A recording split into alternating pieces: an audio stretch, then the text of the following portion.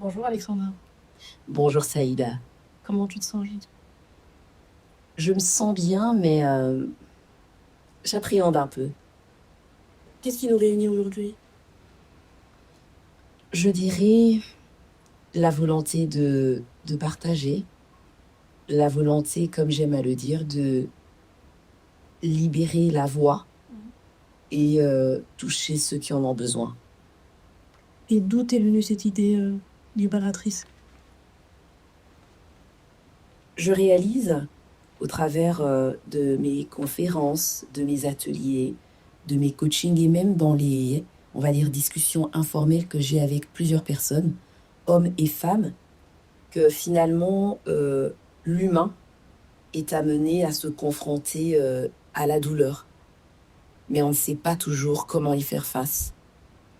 Et j'ai vite compris que parfois certains chemins peuvent apporter son lot de peine, mais également son lot de clés.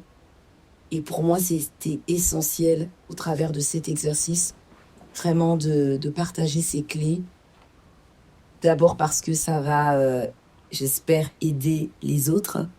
Mais je ne te cache pas, l'exercice est aussi égoïste, dans la mesure où mon expérience de ces dernières années m'ont montré qu'en aidant les autres à guérir, on se guérit quelque part soi-même.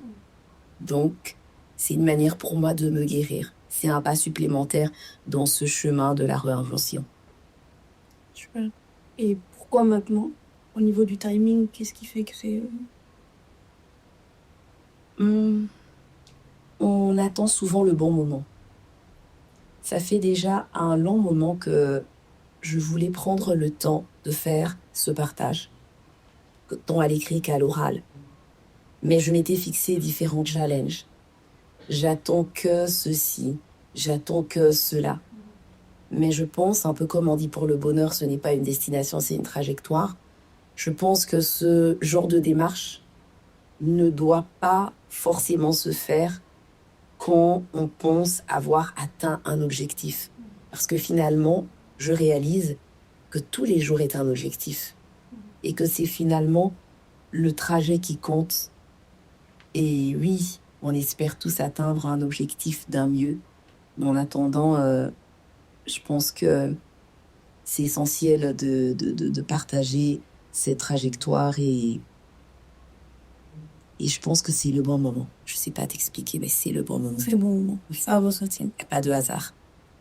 Est-ce que tu peux nous raconter la perte la plus marquante que tu as traversée? Oui. Je pense que tout commence par là finalement, donc je ne peux pas ne pas répondre. C'est ce qui nous amène ici. Exactement. Il y a un peu plus de 2 ans,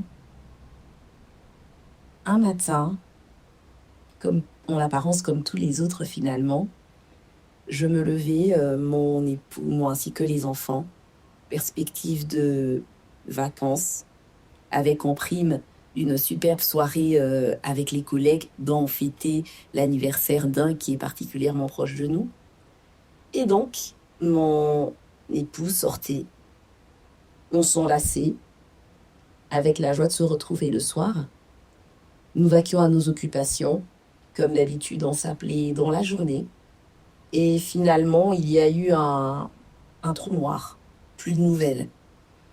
Et donc, par la suite, on apprendra qu'il y avait eu un accident sur sa trajectoire. C'est justement ce collègue-là qui l'a appris en faisant un petit peu des recherches sur le web. Et plus tard dans la soirée, après avoir fait plusieurs recherches au niveau de la police, des morgues, enfin de différentes, on va dire, structures, la police venait m'a annoncé qu'il était décédé. J'ai envie de dire que c'est la perte la plus fracassante, la plus bouleversante, la plus violente même que j'ai pu connaître et je pense elle fait partie des pertes les plus dures, sans vouloir minimiser tout autre type de perte, mais qu'un individu peut connaître dans sa vie. C'est la première fois que vous perdiez un autre cher? Non, pas du tout.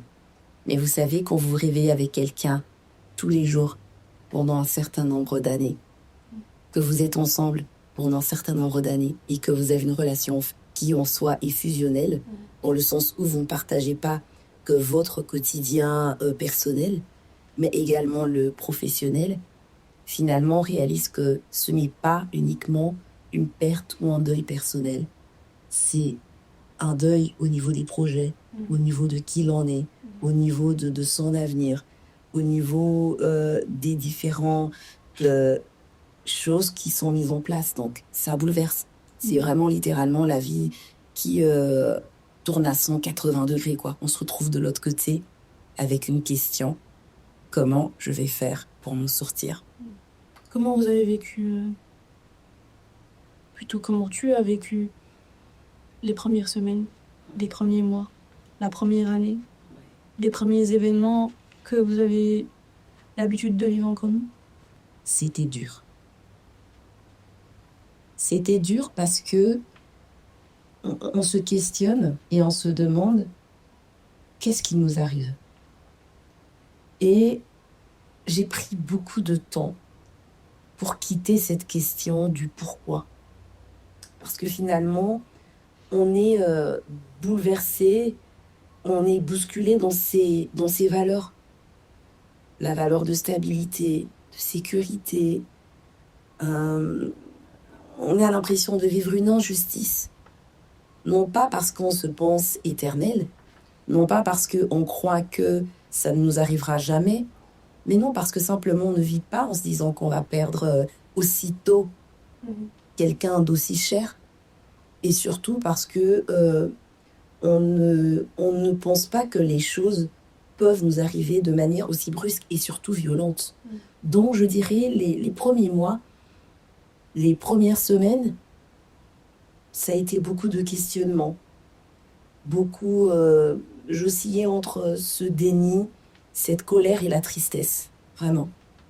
Je ne comprenais pas pourquoi ça m'arrivait à moi, et surtout pourquoi lui. C'était une belle personne, vraiment une très belle personne. Et par rapport aux émotions que tu viens de citer, sur lesquelles tu t'es plus attardée ou sur lesquelles tu t'es posé beaucoup de questions, qu'est-ce qui a été, on va dire, le plus nouveau pour...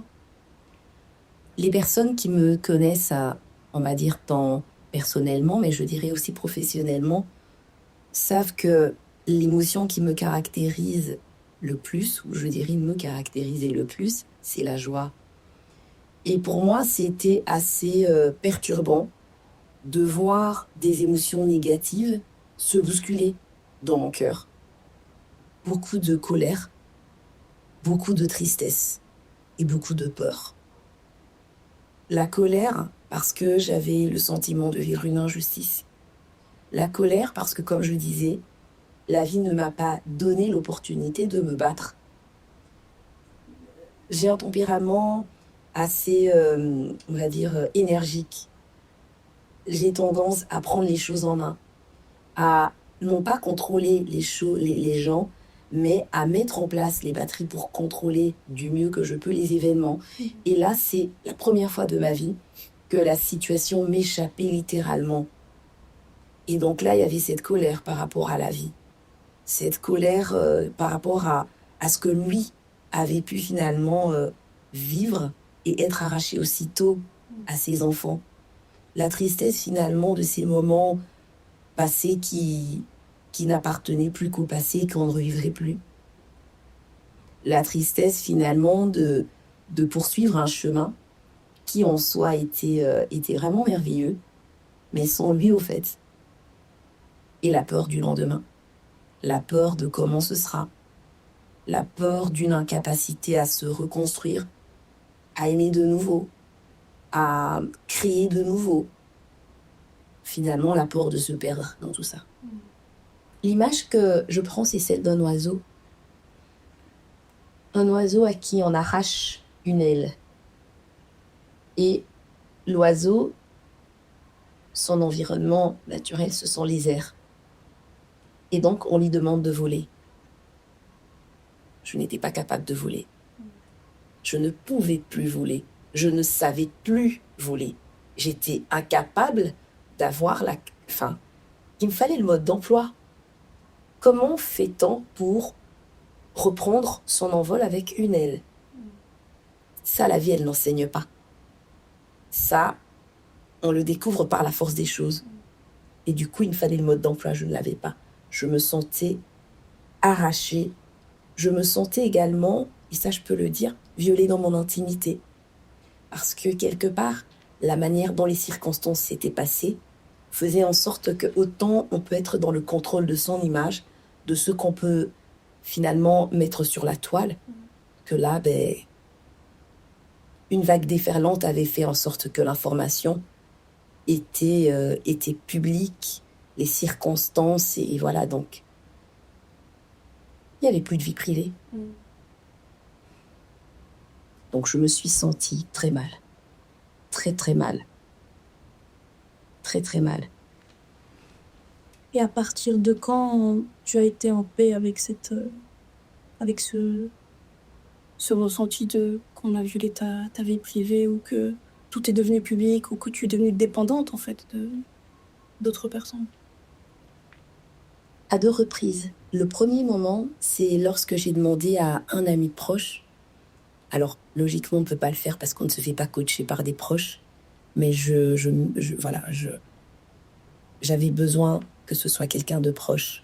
Parce que les sujets étaient tellement sensibles que j'ai demandé à un ami proche qui est coach de me coacher. Et lors de ce coaching, j'ai vite réalisé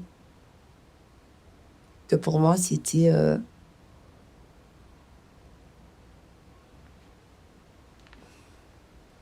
j'ai réalisé que pour moi, c'était important de continuer, d'avancer, parce que finalement, si j'étais encore présente, c'est que mon histoire en tant qu'être n'était pas finie. Et j'ai également eu quelqu'un de proche qui m'a fait comprendre quelque part que je me devais finalement de continuer d'avancer. Alors je ne sais pas si je te réponds. Il n'y a pas de bonne ou mauvaise réponse, c'est vraiment ton feeling par rapport à la situation. Qu'est-ce que le deuil a profondément changé chez toi? Qu'est-ce qu'il y a eu? Allez, si je vais la reformuler, c'est qu'est-ce qu'il y a eu comme shift dans ta vie ou pour toi en tant que personne? Je dirais que la douleur, au-delà du deuil, la douleur a beaucoup changé ma perception de la vie. Dans le sens où, aujourd'hui, je réalise encore plus la fragilité de la vie et l'importance de racheter le temps, de maximiser le temps. Ça a beaucoup changé mes relations avec les autres. J'ai beaucoup consacré du temps dans le professionnel. Aujourd'hui, j'accorde autant de temps au personnel. J'apprends à chérir les relations encore plus. J'apprends finalement à ne pas... J'ai jamais été rancunière, mais je dors, je me réveille. Je passe à autre chose. Ne pas conserver de rancœur. J'essaye de faire en sorte qu'à tout moment, si une relation doit se finir, parce que la personne doit quitter cette terre, mais vraiment je me le dis, que je n'ai pas de regrets et de remords. Ça ne veut pas dire pour autant tout accepter des autres ou rester dans des relations qui peuvent être toxiques. Ça, non.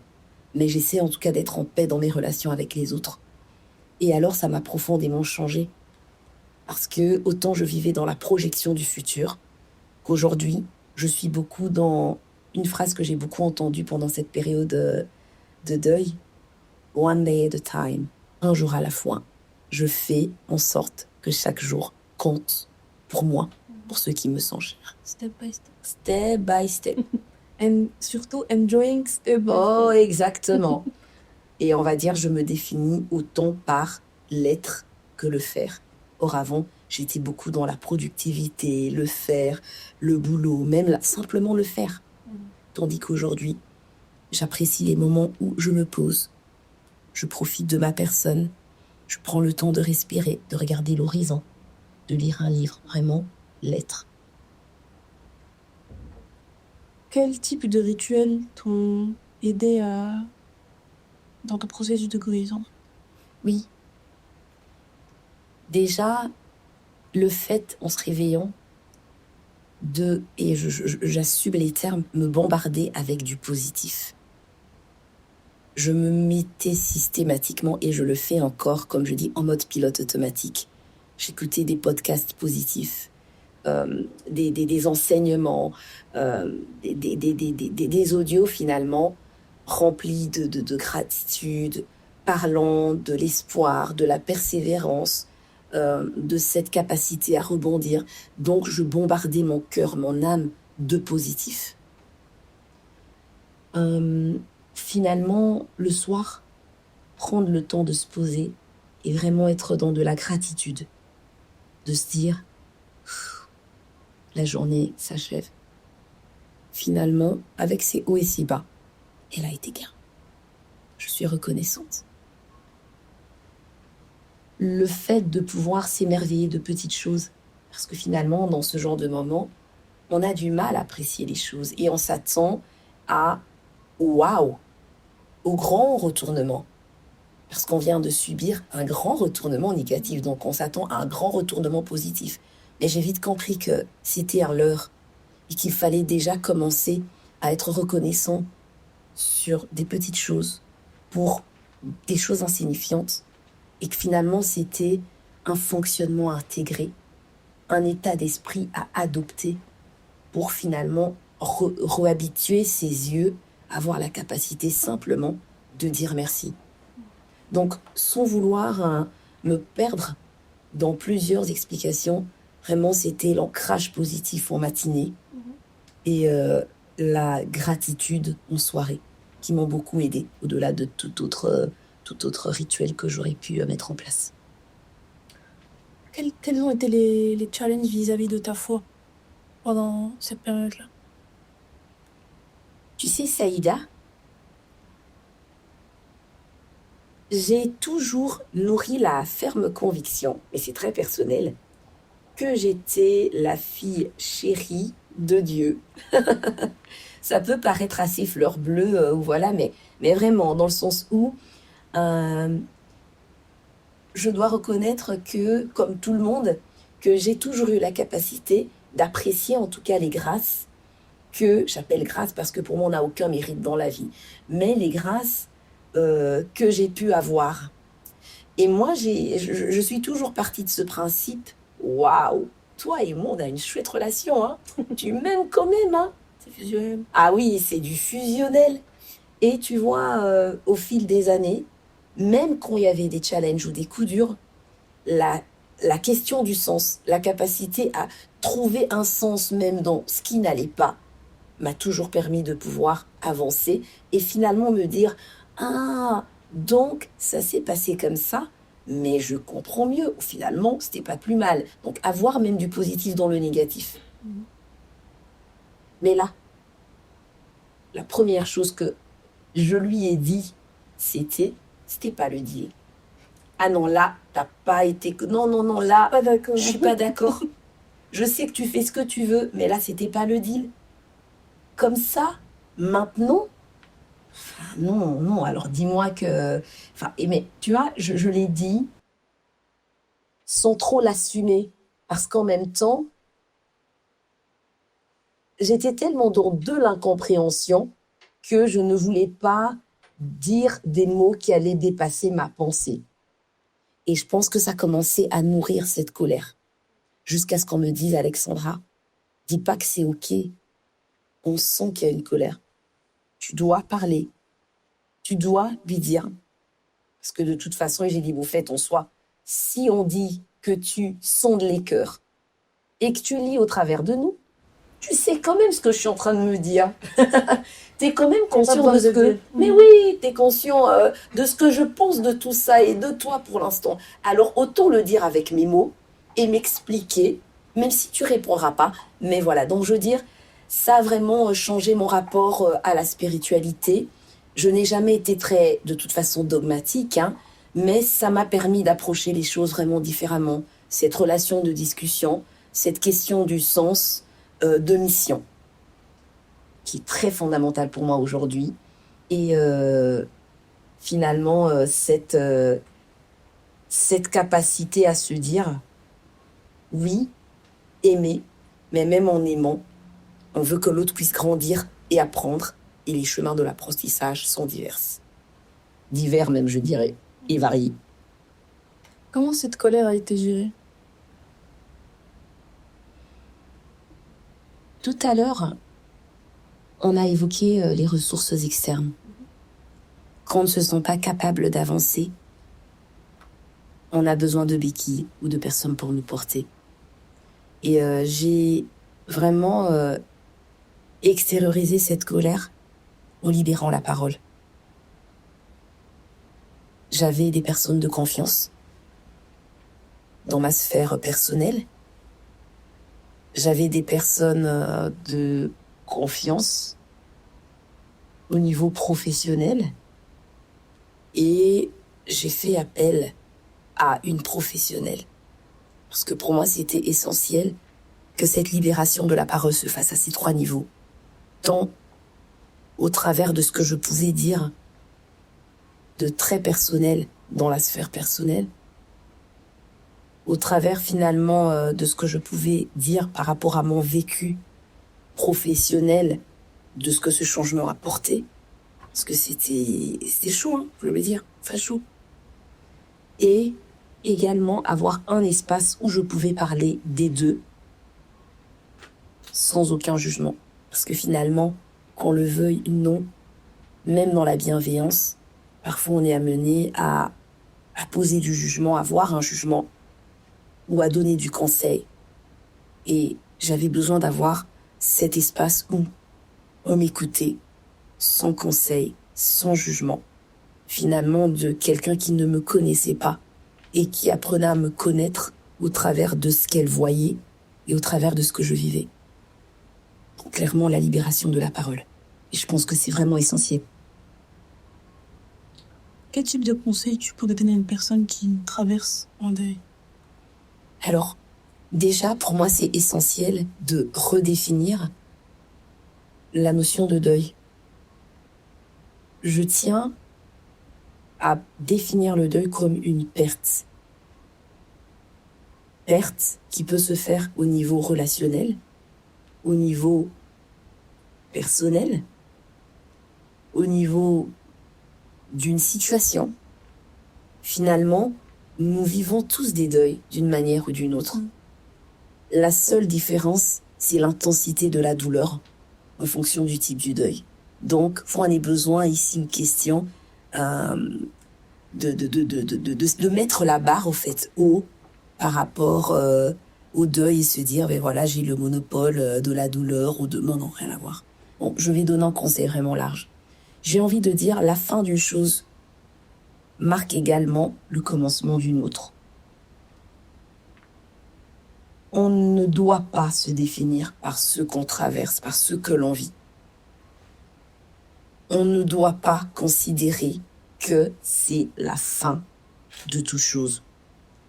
On ne doit pas perdre espoir. J'encourage vraiment toutes les personnes qui traversent des moments difficiles, des moments finalement qui amènent leur lot de doutes, de questionnements, de rester concentrés sur une chose, une seule chose, ne pas perdre espoir. Ne pas perdre espoir, parce que quand on perd espoir, c'est la fin. Et de se dire que quand la vie nous prend une circonstance, nous prend une personne, nous prend simplement quelque chose qu'on estime être de chair, elle ne nous laisse pas comme ça. Elle nous apprend autre chose ou elle nous apporte autre chose. Je ne parle pas ici de remplacer une personne, une situation par une autre, non. Ce qu'elle peut nous apporter, ça peut être une meilleure connaissance de nous-mêmes. Ce qu'elle peut nous apporter, c'est finalement un éclairage sur notre mission de vie. Ce qu'elle peut nous apporter, c'est finalement un meilleur alignement avec nous, notre spiritualité et les autres. Donc, courage, il y a de l'espoir. On parle ici d'espoir, mais ça reste quand même un mot, je dirais. On n'est pas dans l'action, dans les faits. Qu'est-ce que tu peux nous dire? Une action, quelque chose que l'on fait. Allez, on garde espoir, d'accord, mais qu'est-ce qu'on peut faire pour garder espoir? Parce qu'on a tous conscience qu'il faut garder espoir. Oui. Mais qu'est-ce qu'on peut faire pour le garder? Déjà, s'entourer positivement. Vous savez, je dis vous parce que je m'adresse à toi, mais à ceux qui vont m'écouter, nous suivre du moins, dans des moments de doute, de questionnement, on doute de soi. On est incapable de rester positif parfois. Et être entouré de personnes bienveillantes qui arrivent à vous dire des choses que vous n'êtes pas capable de vous dire, mais que vous avez besoin d'écouter, c'est juste salutaire. Donc, bien s'entourer. Être égoïste de son bien-être, comme j'aime dire. Être sélectif dans ce qu'on peut écouter. Deuxièmement, être intentionnel dans sa volonté de vouloir avancer ou se réinventer. Les choses ne vont, c'est pas le temps ni les choses qui vont faire en sorte que ça aille. Il faut une volonté. Je me souviens, je questionnais une fois une professionnelle en lui disant combien de temps il me faudra pour mieux aller. Et elle m'a dit, je ne sais pas te répondre. Parce que ça dépend. Ça dépend de quoi? Elle dit, mais d'une personne à une autre. Il y a des gens, il leur faut 1 an, d'autres 10 ans, d'autres c'est toute une vie. Et pour moi, là, on exergue la notion d'intentionnalité. Es-tu intentionnel dans ta volonté de vouloir, dans tes actions et dans ta volonté de vouloir bien te relever? Donc, je pense qu'il n'y a rien qui est au hasard. Donc, j'étais intentionnelle. J'encourage à être intentionnelle dans le type même de personnes qu'on choisit, comme j'ai dit, pour être dans notre garde rapprochée, comme je dis, dans notre entourage proche, très intentionnel dans ce qu'on va écouter de ces personnes ou simplement écouter au travers d'audio, de podcasts. C'est super important. Par exemple, pendant cette période, je recevais beaucoup d'enseignements sur le deuil, de vidéos sur le deuil. Mais à un moment, j'ai dit stop. Non, je voulais qu'on me mette en face de moi des personnes qui avaient réussi à surmonter cette épreuve. Je voulais des messages d'espoir. Donc j'étais intentionnelle dans le type d'écoute ou, on va dire, de témoignage que je voulais écouter. Parce que ça me renforçait. J'ai fait le choix, par exemple, de déménager, de reconfigurer le bureau. Ça a pu être perçu comme « Waouh, c'est brutal, mais elle veut oublier ». Non, c'est pas une question d'oublier, mais c'est une question de pouvoir se donner les moyens de ne pas sombrer finalement. Tu vois? C'est radical. C'est dur à ce moment-là.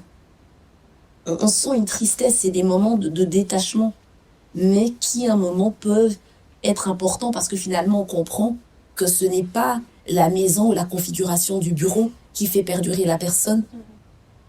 Ce qu'on a de plus précieux perdure au travers des moments que l'on chérit dans son cœur, des souvenirs que personne ne peut arracher finalement. Donc, pour moi, j'ai envie de dire, autre point encore, c'est faire le choix de ce qui nous fait du bien. Quand on passe des moments difficiles, mais on est complètement fouetté par la vie. Alors chacun à son degré. Alors si en plus on est dans soi-même de l'autoflagellation, comme j'aime à dire, mais c'est compliqué.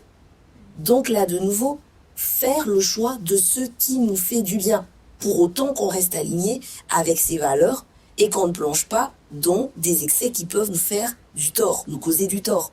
Donc, si pour vous, si pour moi, c'était par exemple de prendre un week-end et de partir avec les enfants, je le faisais. Si c'était juste de me poser et d'écouter une bonne musique, je le faisais.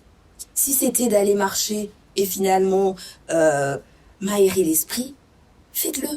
Il n'y a pas de bonne recette au fait. Il n'y a que celle qui marche avec soi. Mais il faut oser tester et rester sur du positif. Voilà. En gros, rester sur du positif. Pour en revenir à l'exemple que tu nous as donné tout à l'heure de du oiseau qui perd son aile. Qu'en est-il de l'état du oiseau actuellement? Est-ce que son aile a repoussé? Est-ce il est rené de ses cendres? Je dirais l'aile ne repousse pas. Mais par contre, l'oiseau apprend que c'est possible de s'envoler. Et que finalement, l'aile là qui reste, mais elle est capable de pouvoir passer de gauche à droite. Si avant, elle n'avait qu'une fonction, c'était aile gauche, tu vas voler de l'horizontale. Elle apprend qu'elle peut à la fois battre du côté droit, puis hop, battre du côté gauche. Puis elle apprend aussi à apprécier le fait d'être au sol de temps en temps. Parce que finalement, tout n'est pas que dans les airs. Il y a de chouettes choses au sol. Il y a, mais oui.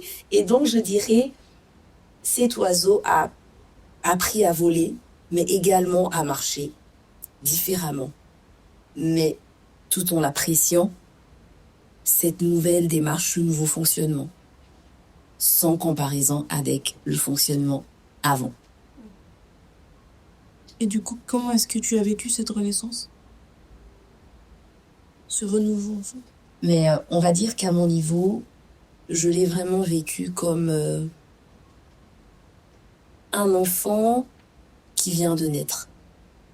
Aussi paradoxal ou invraisemblable que ça peut paraître, vraiment. Parce que finalement, quand on apprend à penser, à vivre, à fonctionner à deux pendant tellement de longues années, reapprendre un fonctionnement seul, c'est finalement redécouvrir la vie seul. J'ai appris à redécouvrir ce que moi j'aimais. Parce que j'aimais à deux. J'ai appris à construire, à nouer des relations par moi-même. Non pas forcément des relations à deux ou en couple. J'ai appris à être ce repère, au fait, pour mes enfants.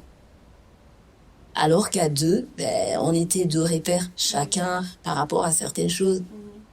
J'ai appris finalement à découvrir, mais ok, la dame que tu es, la femme même que tu es, qu'est-ce qu'elle aime manger? C'est con, hein? Des petites questions comme ça. Qu'est-ce qu'elle aime regarder par elle-même? Non pas parce qu'il y a des compromis ou parce que... c'est toutes les petites choses. À part le fait de respirer, j'ai dû tout apprendre. J'ai appris à m'aimer différemment. J'ai connu une perte de poids assez quand même importante. Ça m'a appris à m'apprécier différemment, à adopter un style ou un look différent.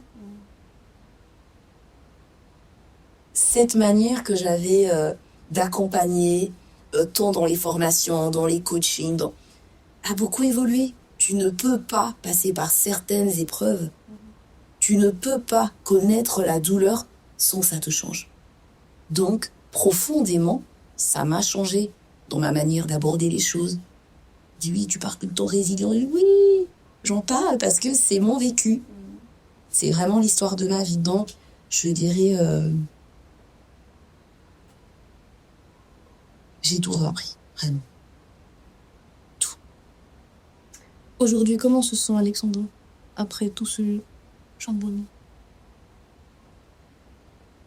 Le mot qui me vient, c'est aligné avec moi-même, aligné avec ma mission de vie, aligné avec ma spiritualité, aligné avec mon entourage. Aligné, vraiment. Est-ce qu'il y aurait quelque chose que tu aurais aimé faire autrement?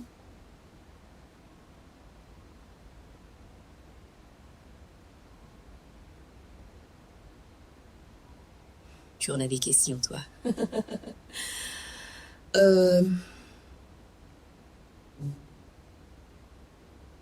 Oui, il y a toujours des choses qu'on veut faire autrement et qu'on aimerait faire différemment, mais en soi, non, je reste quand même reconnaissante du parcours tel qu'il a été. Parce que tu vois, je réalise que même ce que j'aurais pu considérer comme des regrets ou des remords ont contribué à la construction de celle que je suis en train, pas que je suis devenue, mais que je suis en train de devenir. Donc, je suis très reconnaissante pour tout. Aurais-je voulu faire les choses différemment? Non, de toute façon, je crois pas que en soi, on n'utopie, on contre rien. On accepte les choses et on avance et on a juste la capacité, le choix de décider et de contrôler le comment on va réagir par rapport aux choses. Donc non, rien.